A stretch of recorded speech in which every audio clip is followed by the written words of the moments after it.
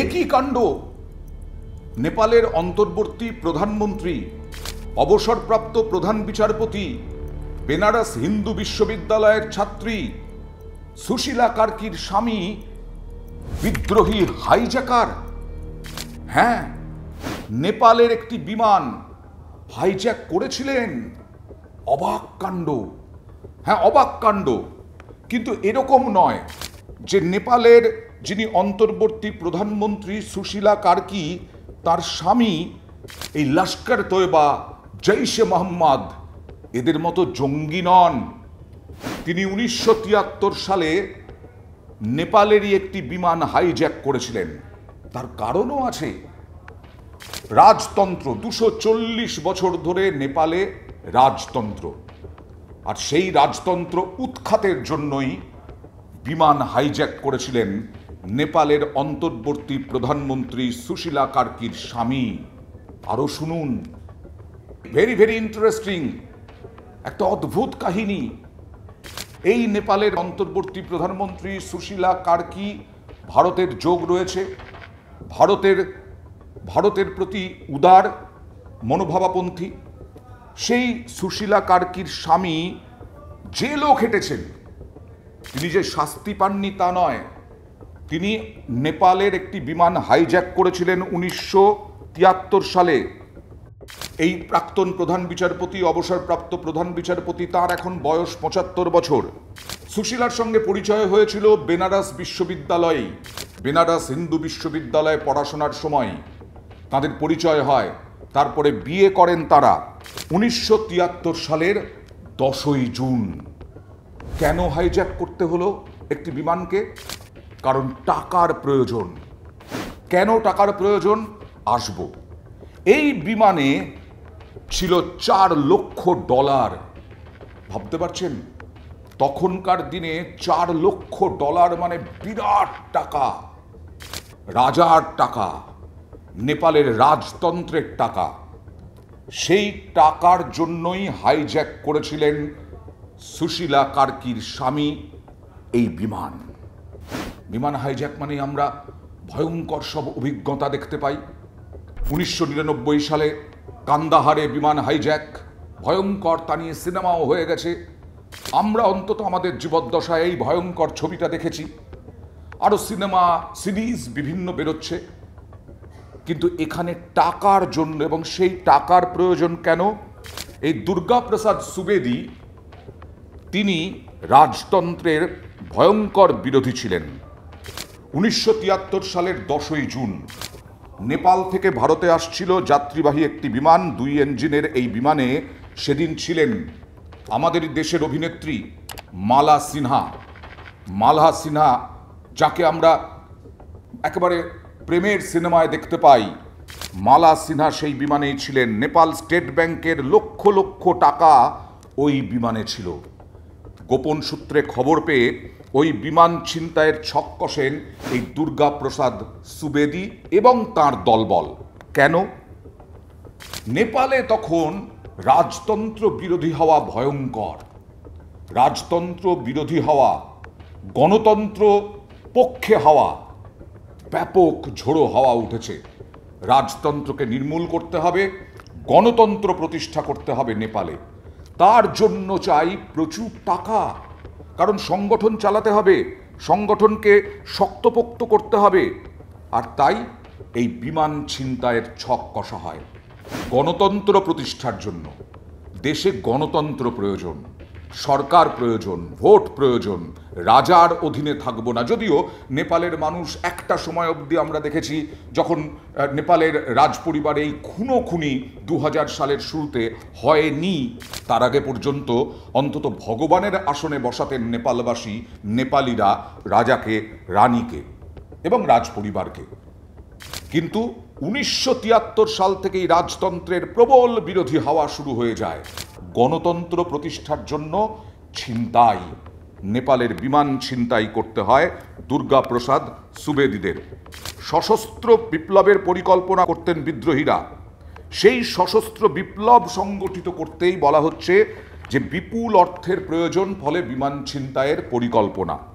নেপাল কংগ্রেসের নেতা গিরিজা প্রসাদ কৈরালা গিরিজা প্রসাদ কৈরালার নাম যারা রাজনীতি সচেতন, যারা আন্তর্জাতিক বিষয় নিয়ে ভাবনা চিন্তা করেন, তারা অনেকেই জানেন, কারণ গিরিজা প্রসাদ কৈরালা প্রায় 4 বার প্রধানমন্ত্রী হিসেবে ছিলেন। আর এই গিরিজা প্রসাদ কৈরালাই তাঁরই মস্তিষ্ক প্রসূত, তাঁরই মাথা থেকে এই প্ল্যানটা এসেছিল যে টাকার জন্য গিরিজা প্রসাদ কৈরালা ছিনতাইয়ের একটা চিত্রনাট্য তৈরি করেন। এই চিত্রনাট্যে আরও 3 জন, এই চিত্রনাট্যে আরও 3 জন অংশীদার ছিলেন।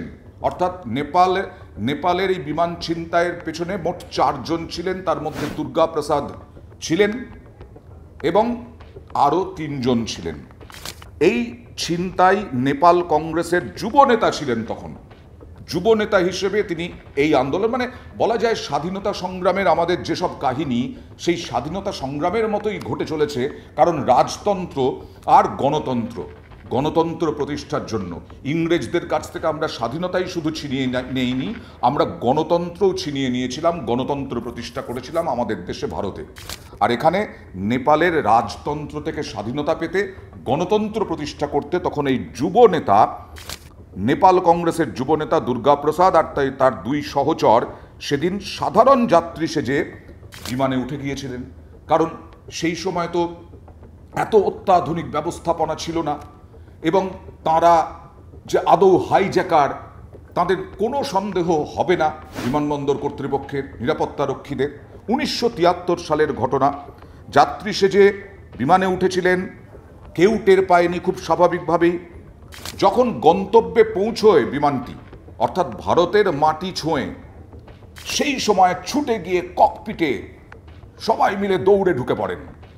আর ককপিটে ঝড়ের বেগে ঢুকে পড়ার পর মাথায় আগ্নেয়াস্ত্র ধরে উড়ান নিয়ে যেতে বলেন বিহারের ফরবেজগঞ্জ, সেখানে নিয়ে যেতে বলা হয় এই বিমানটিকে। এবং তারপরে ফরবেজগঞ্জে উড়ান পৌঁছতেই বিমান থেকে নগদের 3টি বাক্স ছিনতাই করে এবং পালালেন গভীর জঙ্গলে।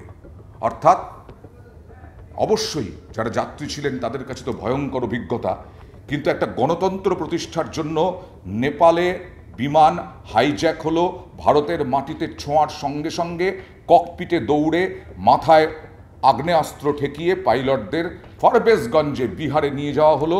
3টি টাকার বিরাট ট্রাঙ্ক জঙ্গলে নিয়ে গিয়ে পালিয়ে গেলেন এই গিরিজা প্রসাদ কৈরালার সহকর্মীরা। $4 লক্ষ ছিল সেখানে। আর সেই $4 লক্ষ নেপালি দূতাবাসের তরফে দুর্গা প্রসাদ ও তার সঙ্গীদের এই কীর্তির কথা ফলাও করে ছাপা হয়েছিল। পরে রাজতন্ত্রের অবসান হয়, গিরিজা প্রসাদ কৈরালা তিনি প্রধানমন্ত্রী হন। ওই যে বললাম 4 বার প্রধানমন্ত্রী হয়েছিলেন। নেপাল কংগ্রেসের গুরুত্বপূর্ণ পদও লাভ করেন তখন দুর্গা প্রসাদরা। 2014 সালে এক সাক্ষাৎকারে ওই ছিনতাইয়ের কথা স্বীকার করেন রাষ্ট্রপুঞ্জে নেপালের প্রাক্তন রাষ্ট্রদূত দীনেশ ভট্টরাই। তিনি বলেন রাজতন্ত্রের অবসান ঘটিয়ে তাঁর দল গণতন্ত্র প্রতিষ্ঠা করেছিল, সেই বিপ্লবকে বাস্তবের আলো দেখাতে ওই অর্থের প্রয়োজন ছিল। তবে আইনের হাত থেকে কিন্তু কেউ ছাড় পাননি। এই দুর্গা প্রসাদ এবং নগেন্দ্র ধুঙ্গেল সকলেই 1 বছরের মধ্যে ভারতে ধরা পড়েন। দুর্গা প্রসাদ ও তার সঙ্গীরা 2 বছর হাজতবাস করেন, পরে জামিনে মুক্তি পেয়ে ফিরে যান নেপালে। অর্থাৎ একটা অন্যরকম উন্মাদনা ছিল গণতন্ত্রের জন্য, একটা অন্যরকম চাহিদা ছিল গণতন্ত্রের জন্য। আর সেই গণতন্ত্র আশা করেছিলেন, টার্গেট করেছিলেন কেন? সুষ্ঠু সরকার হবে, মানুষের অধিকার মানুষ ফিরে পাবেন, মানুষের মধ্যে গণতন্ত্র বিরাজমান থাকবে। কিন্তু আসলে 2008 সালের পর থেকে গণতন্ত্র ফিরেই পাননি নেপালের মানুষ। রাজতন্ত্র যেরকমভাবে দুর্নীতিগ্রস্ত ছিল, রাজতন্ত্র যেভাবে মানুষের পকেট কেটেছিল, 2008 সাল থেকে যারাই প্রধানমন্ত্রী হয়েছেন, বিশেষ করে প্রচণ্ড সহ আরও বেশ কয়েকজন, তাঁদেরই বিরুদ্ধে ক্ষোভ, যন্ত্রণা মানুষের মধ্যে ছিল। তাঁরা আয়েশে থাকবেন, তাঁরা এলাহি জীবনযাপন করবেন, আর মানুষ খেতে পাবে না, সাধারণ মানুষ বেকারত্বে ভুগবে, সাধারণ মানুষের শিক্ষা পাবে না, এইখান থেকেই তো এই বিদ্রোহের আগুন জ্বলল কয়েকদিন আগে। আর এখন সুশীলা কার্কির দিকে চেয়ে আছেন নেপালের সাধারণ মানুষ। হতে পারে জেন জির আন্দোলন, কিন্তু ৭৫ বছর বয়সী প্রধানমন্ত্রী অনেকের কাছেই একটু অন্যরকম লাগতে পারে। কিন্তু এই সুশীলা কার্কি যে সময় প্রধান বিচারপতি হয়েছিলেন, সেই সময় যে নির্দেশ দিয়েছিলেন দুর্নীতির বিরুদ্ধে, তার জন্য তাকে সরে যেতে হয়েছিল, তাকে অপসারিত করা হয়েছিল। তাই তো বেছে নিয়েছেন জেন জিরা সুশীলা কার্কিকে।